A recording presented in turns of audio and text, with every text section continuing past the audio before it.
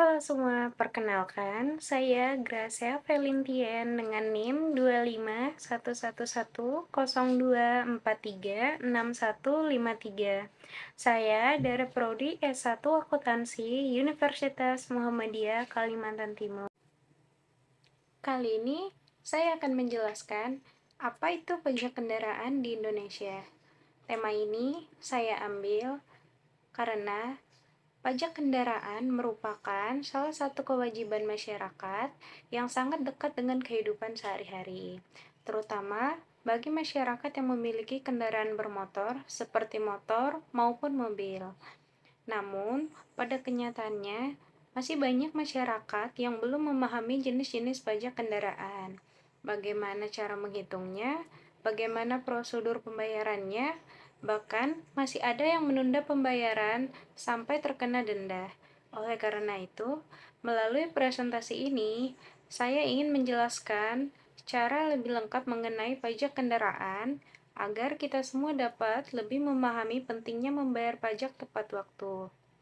Selain kewajiban hukum, pajak kendaraan juga menjadi salah satu sumber pendapatan daerah yang nantinya digunakan untuk membangun jalan, fasilitas umum, penerangan jalan, dan berbagai pelayanan publik lainnya.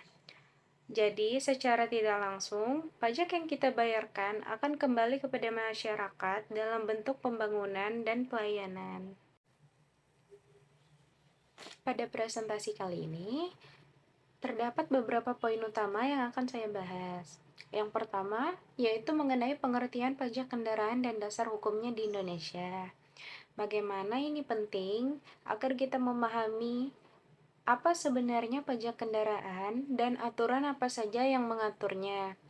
Yang kedua, ada jenis-jenis pajak kendaraan. Di sini, saya akan menjelaskan bahwa pajak kendaraan bukan hanya PKB saja, tetapi ada beberapa jenis pungutan lainnya yang berkaitan dengan kendaraan bermotor. Yang ketiga adalah tarif dan cara perhitungan pajak kendaraan bermotor atau PKB. Pada bagian ini, saya akan memberikan contoh sederhana agar lebih mudah dipahami. Yang keempat, yaitu cara pembayaran pajak kendaraan baik secara langsung di Samsat maupun melalui layanan digital atau online. Kemudian, yang kelima adalah sanksi dan denda keterlambatan pembayaran pajak kendaraan. Hal ini penting diketahui karena agar kita memahami konsekuensi jika tidak membayar pajak tepat waktu. Dan yang terakhir adalah tips dan kesimpulan mengenai bagaimana cara wajib bayar pajak kendaraan yang taat dan disiplin. Pengertian dan dasar hukum. Pajak kendaraan bermotor atau yang biasa disebut PKB adalah pungutan wajib yang dikenakan pada setiap orang atau badan yang memiliki kendaraan bermotor dan kendaraan tersebut terdaftar secara resmi di Indonesia. Pajak ini termasuk dalam kategori pajak daerah yang dikelola oleh pemerintah provinsi melalui kantor Samsat. Terutama tujuannya dari pajak kendaraan adalah untuk membantu meningkatkan pendapatan daerah yang nantinya digunakan untuk pembangunan dan pelayanan masyarakat. Contohnya seperti pembangunan jalan raya, perbaikan jembatan, pengaturan lalu lintas, serta fasilitas umum lainnya. Dasar hukum pajak kendaraan di Indonesia itu cukup jelas. Yang pertama adalah Undang-Undang Nomor 28 Tahun 2009 tentang Pajak Daerah dan Retribusi Daerah.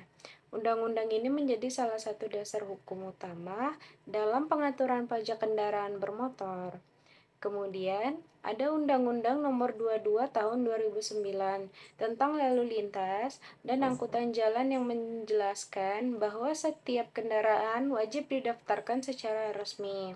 Selain itu, setiap provinsi juga memiliki peraturan daerah atau Perda yang mengatur tarif pajak kendaraan sesuai kebijakan daerah masing-masing. Jadi, terkadang ada sedikit perbedaan kebijakan antara satu daerah dan daerah lainnya. Dengan adanya dasar hukum tersebut, maka pembayaran pajak kendaraan bukanlah sesuatu yang bisa diabaikan, melainkan kewajiban yang harus dipatuhi oleh setiap pemilik kendaraan bermotor. Jenis-jenis pajak kendaraan. Pada slide ini dijelaskan beberapa jenis pajak kendaraan yang berlaku di Indonesia. Yang pertama adalah PKB atau pajak kendaraan bermotor. Ini merupakan pajak tahunan yang wajib dibayar oleh pemilik kendaraan setiap tahun melalui Samsat. Pada pajak ini biasanya tercantum pada STNK kendaraan.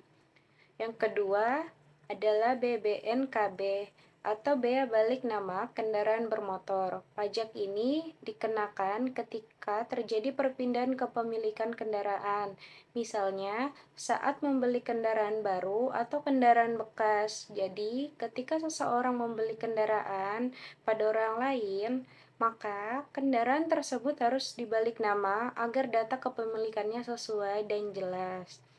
Yang ketiga adalah SWDKLLJ atau Sumbangan Wajib Dana Kecelakaan Lalu Lintas Jalan.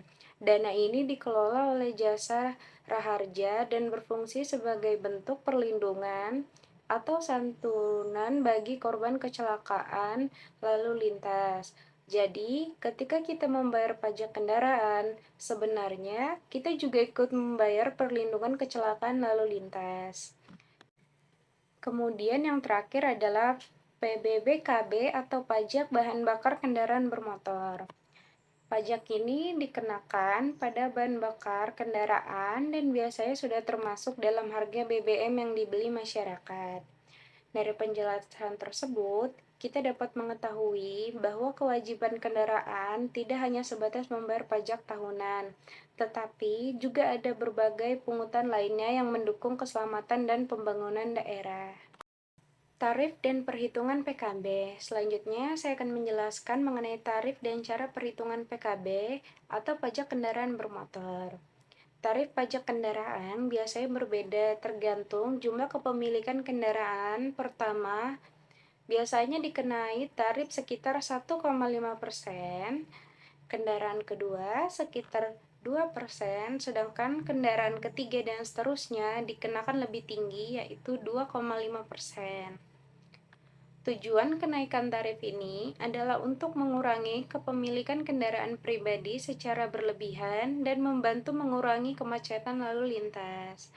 Sedangkan kendaraan umum seperti angkutan umum biasanya dikenakan tarif lebih rendah, yaitu 1%, karena kendaraan tersebut digunakan untuk kepentingan masyarakat umum.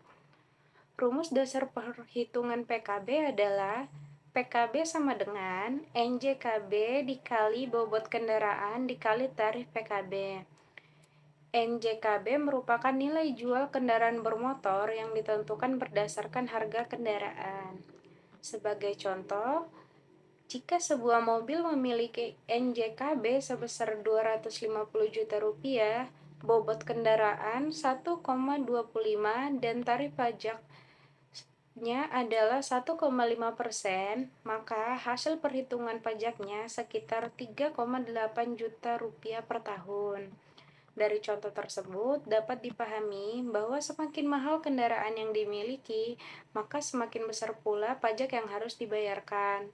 Oleh karena itu, pajak kendaraan juga dapat dianggap sebagai bentuk kontribusi masyarakat berdasarkan kemampuan ekonominya. Selanjutnya, cara pembayaran pajak kendaraan.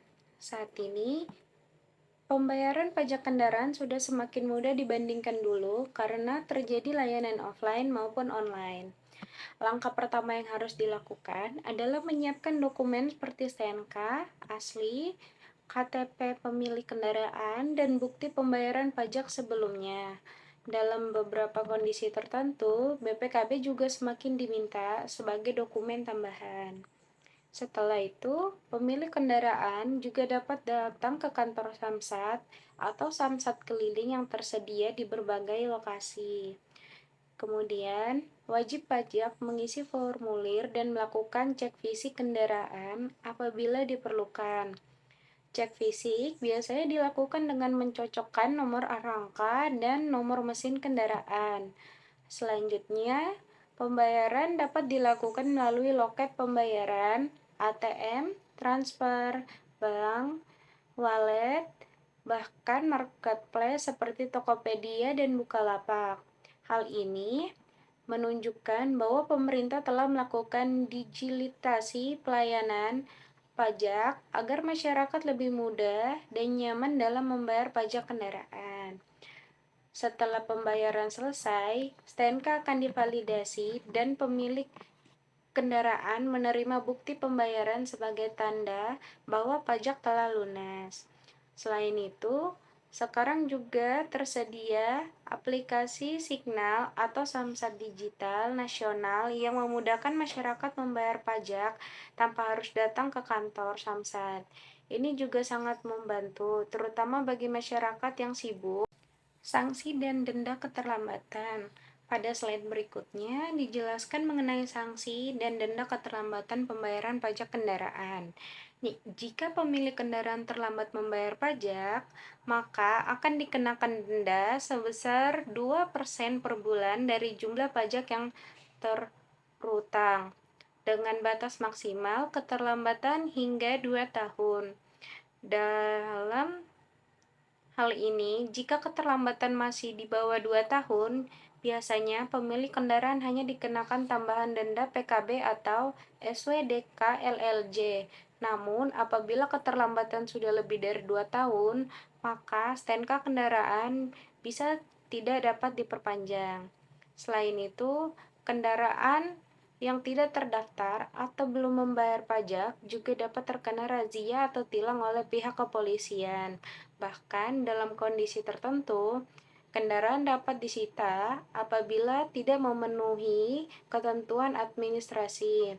Sebagai contoh, jika pajak kendaraan sebesar Rp3.750.000 dan terlambat selama 1 tahun, maka denda yang harus dibayar bisa mencapai sekitar Rp900.000. Dari sini, kita dapat melihat bahwa menunda pembayaran pajak justru akan menambah beban biaya. Oleh karena itu, lebih baik membayar tepat waktu dibanding harus membayar denda tambahan. Tips dan kesimpulan. Pada bagian ini, saya akan menyampaikan beberapa tips agar kita bisa menjadi wajib pajak kendaraan yang taat. Pertama, catat tanggal jatuh tempo pajak kendaraan dan buat pengingat di handphone agar tidak lupa membayar tepat waktu. Yang kedua, memanfaatkan layanan digital seperti aplikasi Signal atau mengecek dan membayar pajak kendaraan dengan lebih praktis. Ketiga, jika pemerintah daerah mengadakan program pemutihan pajak atau penghapusan denda, maka memanfaatkan kesempatan tersebut untuk melunasi tunggakan pajak kendaraan.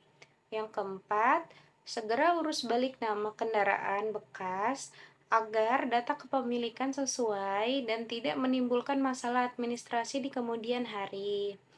Dan terakhir, selalu simpan bukti pembayaran pajak kendaraan sebagai dokumen yang penting apabila sewaktu-waktu diperlukan.